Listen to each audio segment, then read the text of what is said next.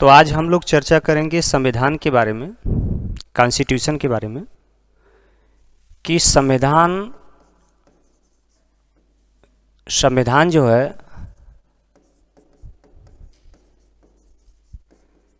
बाईस भाग है। पूरा संविधान 22 भागों में लिखा गया है। भारत का संविधान जो है 22 भागों में लिखा गया है। तो 22 भाग हैं और इसमें 395 अनुच्छेद हैं। कितने हैं? 395 अनुच्छेद हैं। पूरे अनुच्छेद जो हैं 395 हैं। आज जो हम लोग चर्चा करेंगे वो चौथे भाग की चर्चा करेंगे। भाग 4 की चर्चा करेंगे कि भाग 4 में क्या है।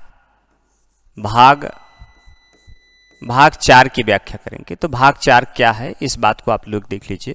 भाग 4 की कंडीशन में भाग 4 में जो रखा गया है वो नीति निदेशक है। नीति निदेशक है। नीति निदेशक के बारे में चर्चा किया गया है। नीति निदेशक है। तो यहाँ पर आप ये बातें देख सकते हैं कि नीति निदेशक में भाग 4 में कितने अनुच्छेद रखे गए हैं? 36 से लेकर के 51 अनुच्छेद रखे गए हैं। कितने अनुच्छेद हैं? 36 से लेकर के 51 अनुच्छेद हैं। अनुच्छेद हैं। और यह यहां से एक क्वेश्चन जो होता है प्रतियोगिता में बनाता है कि नीति निदेशक तत्व जो हैं वो किस संविधान से लिया गया है। भाग 4 में जो है, भाग 4 में किस संविधान से और किस देश के संविधान से लिया गया है।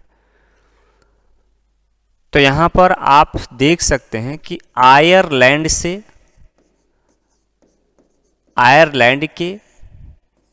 के संविधान से लिया गया है।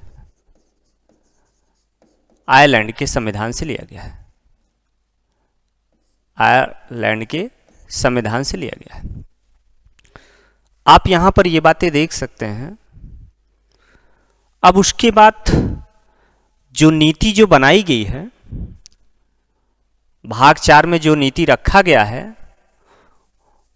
वो नीति जो है किन वस्तुओं पर बना हुआ है।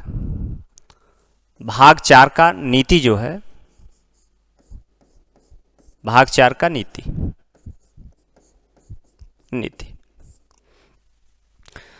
जब इसमें 3 पॉइंट हैं कि जब संविधान के निर्माणकर्ताओं ने जब निर्माण कर रहे थे, इसका संविधान का निर्माण कर रहे थे, तो उसमें नीति तत्व की जो बात थी बड़ी उनकी दूरदर्शिता थी। उन्होंने सोचा कि आगे चल करके राज्य किस आधार पर चलेगा, भारत के राज्य किस आधारों पर चलेगा। तो नीति के आधार पर चलना शुरू किया। कल्याणकारी बनाने की योजना आया। नीति के माध्यम से कल्याणकारी बनाना चाहते थे राज्य को। जबकि डॉक्टर भीमराव अंबेडकर जी कहते थे कि नीति जो है एक महत्वपूर्ण है, संविधान का एक महत्वपूर्ण है।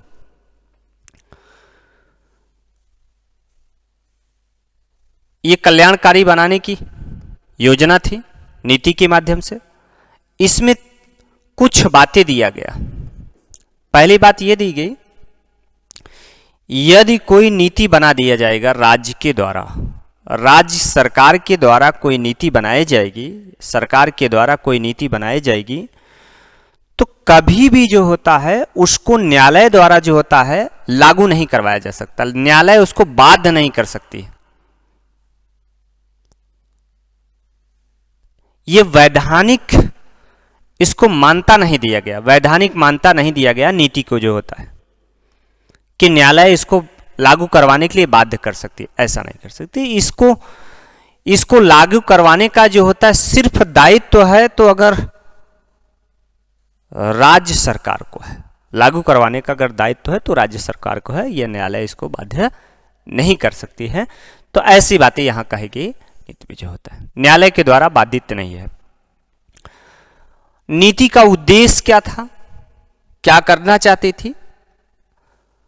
नीति का उद्देश्य यह था कि सामाजिक, आर्थिक और प्रजातंत्र स्थापित करना था। नीति का उद्देश्य जो था, उद्देश्य जो था वो क्या था? आर्थिक, सामाजिक और प्रजातंत्र स्थापित करना था। ये था उद्देश्य। जो नीति का उद्देश्य था, आर्थिक, सामाजिक और प्रजातंत्र स्थापित करना था, ये नीति थी, नीति के उद्देश्य थे। अब नीति किन किन वस्तुओं पर काम करना चाहती थी, तो आइए इस पर चर्चा करते हैं। भाग 4 में नीति किन किन उद्देश्यों पर या किन किन वस्तुओं पर काम करना चाह रही थी। तो देखिए, पहला जो है वो है आर्थिक,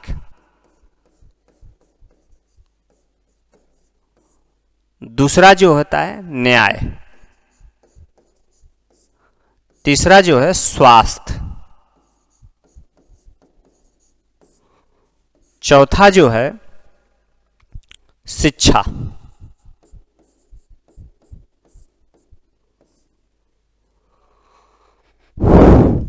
अगला जो है प्राचीन स्मारक। प्राचीन स्मारकों पर काम करना चाहती थी, स्मारकों पर। नेक्स्ट जो होती है अंतरराष्ट्रीय संबंध या शांति। अंतरराष्ट्रीय संबंध या शांति के बारे में, सिद्धांत के बारे में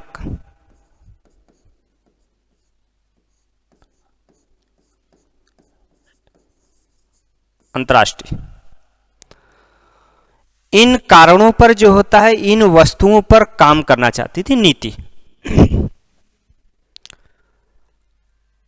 और इनका एक और सबसे महत्वपूर्ण था कल्याणकारी।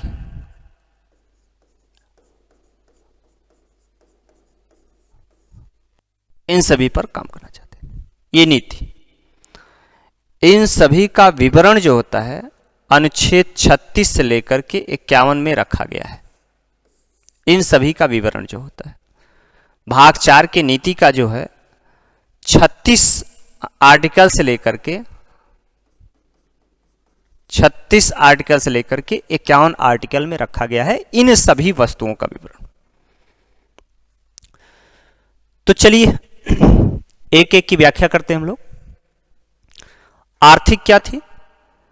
इसमें आर्थिक में यह था कि समाज में पुरुष और महिला को जीविका चलाने के लिए समान संसाधन की आवश्यकता होगी, समान संसाधन की आवश्यकता होगी, समान आवश्यकता देना पड़े। अब यहां पर न्याय की बात जो आई, यहां पर न्याय के परिप्रेक्ष्य में यह कहा गया कि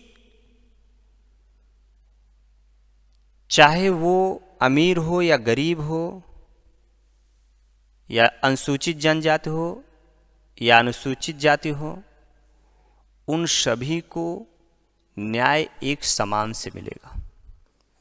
न्याय समान होगा, सबके लिए न्याय समान होगा, ये नीति कहती, सबके लिए न्याय समान है।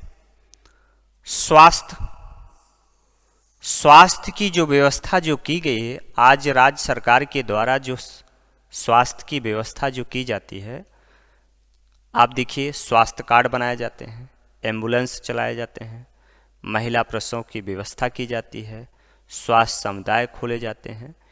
ये सभी नीति के अंतर्गत कल्याणकारी को, राज्य को कल्याणकारी बनाने के लिए ये सब योजनाएं लागू की जाती हैं, योजना बनाई जाती है। ये जो शिक्षा सबके लिए अनिवार्य है। यहां पर आप देखेंगे कि चाहे जो भी जिस शिक्षा पाने का एक अधिकार है, ये बनाया गया है कि चाहे गरीब हो चाहे अमीर हो, चाहे जिस वर्ग का हो, उसको शिक्षा लेना एक अधिकार हो जाता है। प्राचीन स्मारकों को संरक्षण देना राज्य का काम है, ये नीति के तहत किया जाता है। कोई भी प्राचीन वन जो होता है, जैसे वन है, वन का संरक्षण करना राज्य सरकार का काम है। अंतर्राष्ट्रीय संबंध या अंतर्राष्ट्रीय शांति बनाए रखने के लिए ये राज्य का काम है। कल्याणकारी का उद्देश्य यह होता है कि जब स्वास्थ्य, शिक्षा, आर्थिक की जिम्मेदारी अगर सरकार लेना शुरू कर देती है या ले लेती है, तो वह राज्य कल्याणकारी के प्रोसेस में जाता है, कल्याणकारी की स्थिति में हो जाता है। तो यहां पर आप ये बातें देखा कि नीति निदेशक में आप लोग से जब भी कोई प्रश्न करेगा तो नीति निदेशक में यही प्रश्न आएगा कि नीति निदेशक में कितने आर्टिकल हैं।